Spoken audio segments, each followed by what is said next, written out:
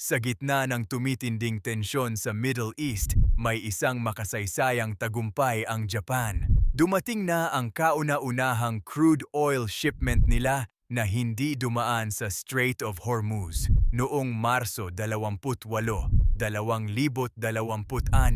ligtas na dumaong sa Ehime Prefecture ang tanker na may dalang humigit kumulang 100,000 kiloliters ng krudo mula Yanbu, Saudi Arabia. Pero ang mas nakakagulat, sa halip na dumaan sa delikadong Persian Gulf, ang langis ay idiniretso muna sa pipeline ng Saudi Arabia, tumawid sa disyerto papuntang Red Sea port ng Yanbu. Mula roon, isinakay ito sa tanker at bumiyahe sa alternatibong ruta, dumaan sa Bab el-Mandeb Strait at Gulf of Aden, kaya tuluyang naiwasan ang mataas na panganib sa Hormuz. Napakahalaga nito dahil ang Strait of Hormuz ay isa sa pinakaimportanteng oil routes sa mundo at sa kasalukuyan ay apektado ito ng military conflict at matinding banta sa mga barko. Ibig sabihin, mabilis na kumikilos ang Japan para masigurong hindi magkukulang ang supply ng enerhiya nila.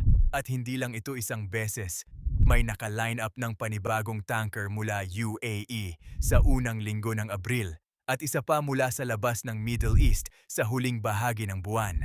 Malinaw na ito ang bagong strategy ng Japan, mag-diversify ng oil sources at umiwas sa mga rutang madaling maapektuhan ng giyera para lalo pang mapatatag ang domestic supply. Naglabas na rin ang Japan ng hanggang 70 milyong barrels mula sa kanilang national at private oil reserves, sapat para sa halos 45 hanggang 50 araw na konsumo.